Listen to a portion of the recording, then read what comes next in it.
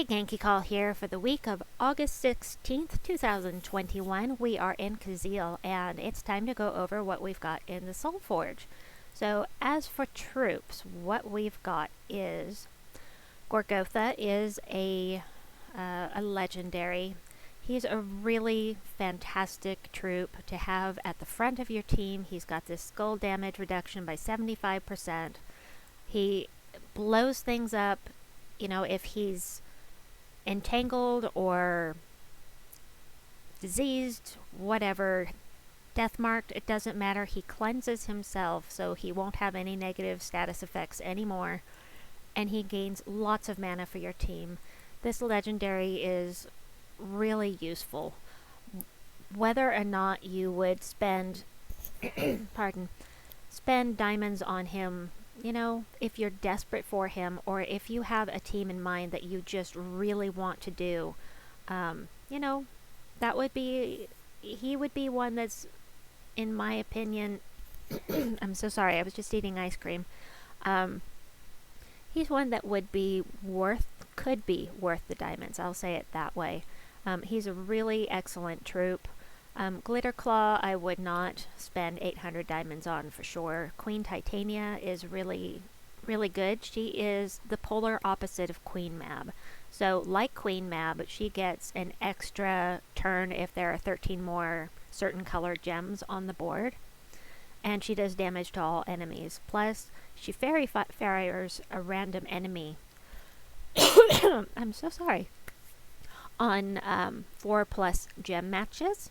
And Fairy Fire makes it so that those troops get an extra 50% damage. So if she's doing, say, 30 damage to all troops, if they're all Fairy Fired, she's actually going to do 45 damage to all of them. So she is also a good troop, but again, I generally don't recommend spending diamonds on legendaries unless you're just desperate for them. Ursuvius, I have him. I've never actually used him. Or I may have used him in an event once. It seems like he was pretty good in an event, but I don't know. I can't say anything about him since I don't have him. Let's see. Wolf Garrick. Wolf Garrick looks good in theory. He does damage to an enemy, boosted by other war gear, and if the enemy dies, he devours a random enemy. I have seen plenty of other YouTube streamers saying that he is a terrible troop, he's not worth it, and they may be right. I don't have him, so I can't say. What I can tell you is that I have gotten eaten by him in PvP enough times to have a little bit of respect for him. But until I actually get him and play with him myself, I cannot say for sure whether he's worth crafting. If you really need a mythic from Mogrim Woods to get the power level up, and you have the other mythics that you really, really want, then maybe. But in general, just by looking at it, there are other mythics that are going to be more worth your 4,000 diamonds, I think. I should not have been eating ice cream before I started. I'm so sorry. Zithinos is always here. He's apparently pretty crappy. Zul'Goth's awesome, but you've got to have power orbs to get him. Fallen Valdis is in here. Fallen Valdis, I don't have her, and she doesn't look great, and I haven't heard great things about her.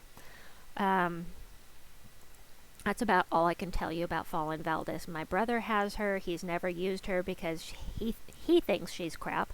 But again, since I don't have her, I can't give my own firm opinion on it.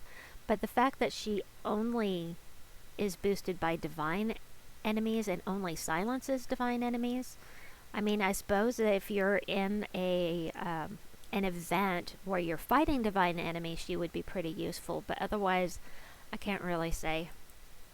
Phoenicia, however, I have lots of opinions about Phoenicia. Phoenicia, I crafted her the last time she was in the Soulforge. I love her. She's fantastic. But there are a couple things that you need to know. First, let's look at this. So she burns a random enemy at the start of her turn, and burning takes 3 damage per turn, which in itself is not fantastic. However, if you have Fireblade, the level 100 talent for some of the classes that makes you do triple damage to burning enemies, that's pretty powerful. But the trick about Phoenicia, the big thing about Phoenicia is that if there's a firestorm, she does double damage. And there are different ways to get a firestorm with her. So there are things like Sunspear, which will give you a constant firestorm. Every turn it's going to start it again, so you'll never be without a firestorm when you're using Sunspear. And then there are classes like Slayer that start with a firestorm, and it will last. You'll have 4 turns, and the enemy will have 4 turns before that firestorm ends, and she will no longer do double damage. So when I finished up with Sunspear and was leveling Slayer, I was using Slayer with her for the dailies, the dungeon, the adventure board, level 5 explorers, just anything I could one-shot, I was doing with Slayer at that time. The other way that you can have a firestorm with her is Tink Steam Whistle. And now I went over that in one of my videos about the behavior of storms. Tink Steam Whistle summons an Electrostorm. And I'll show you, but he summons an Electrostorm, which is both a light storm and a firestorm, and it counts. She will get double damage if you have Tink on your team, and he summons it at the beginning of every turn. So he is there as well, but she is really excellent for doing quick delves. I'm sorry, I don't mean quick delves, I mean quick explores and doing the adventure board and doing the dungeon. Really incredibly fast, and the higher your magic is, the more damage she's going to do. This doesn't look like much, but you double it and then you put it on a team and it's going to be even more because of the boosts from leveling up your classes. You know, the part that you use souls on to level will boost this as well. So Phoenicia is awesome, and I will show you my team with her. I'll show you 2 teams with her, as a matter of fact. Aquaticus I do not own. She is another one that looks interesting in theory. I don't know. I don't like the fact that she does light splash damage, because that means that she's doing 43 damage to one, and then a quarter of that, you can see right here, a quarter of that to the troops that are nearby. I don't love that. She does do it 3 times, however, and it's to random enemies. And then if you have, she'll explode half of the blue gems on the board, but if there are only 3 on the board, she's only going to explode 1 gem. So that's something to keep in mind. The nice thing about Aquaticus is that if you're fighting a troop or a team that's dependent upon scatter damage, or it's damage to the entire team, like Queen Beatrix or Luna, or whatever team that has a bunch of damage to the entire enemy team, she submerges all allies on match 4, and they won't be able to hit you as long as you're submerged and they're casting spells that only affect the whole team. They won't be able to touch you. So that's pretty cool. This is another mythic I don't have. Of the mythics that are in here, absolutely I would say Phoenicia is an excellent troop.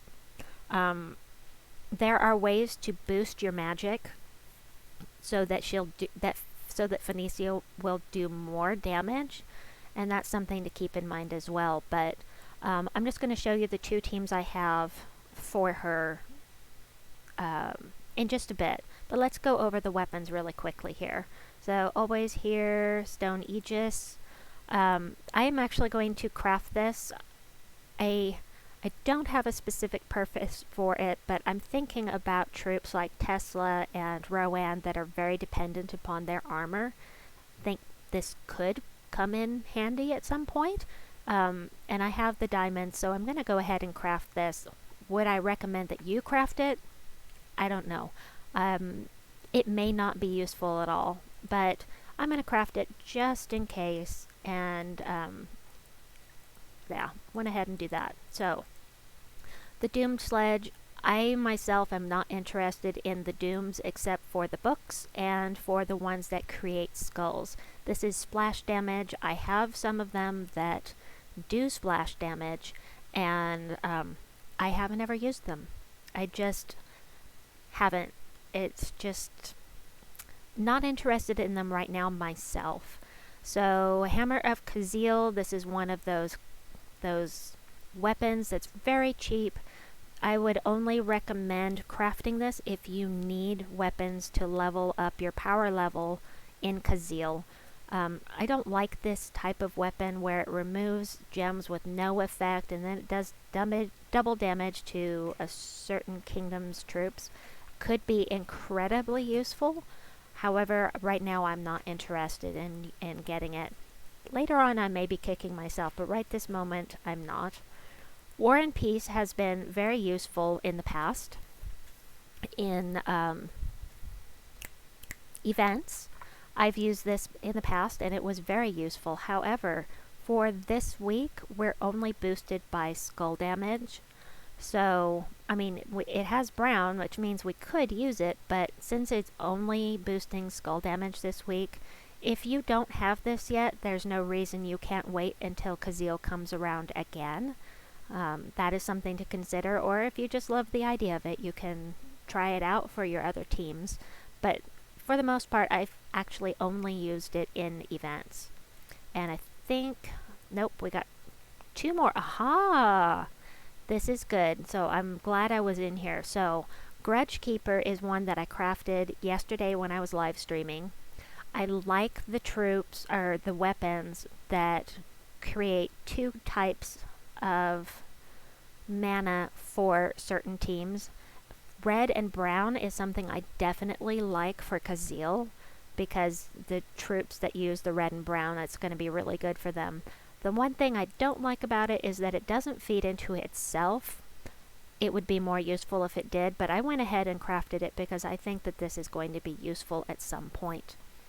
As for Emperina's Tooth, today is Tuesday and we have the Emperina Czar faction assault today. And so Emperina's Tooth is in the Soulforge today only. However, if you've got the gems, save your diamonds. They're just so hard to get. Save your diamonds and go in here. Hello. Yes, thank you very much.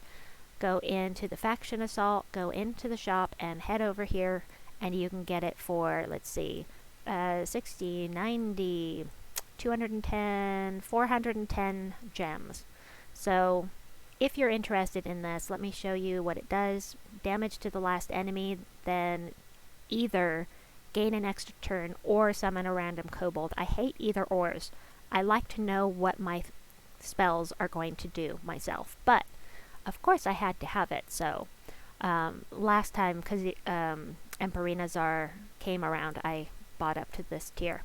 Anyway, that is what I have for you for the Soulforge. I'm about to start my live stream for the Emperina Czar faction assault, so I will be back shortly. Y'all have a good one. Please like and subscribe, and we'll see you soon. Bye-bye.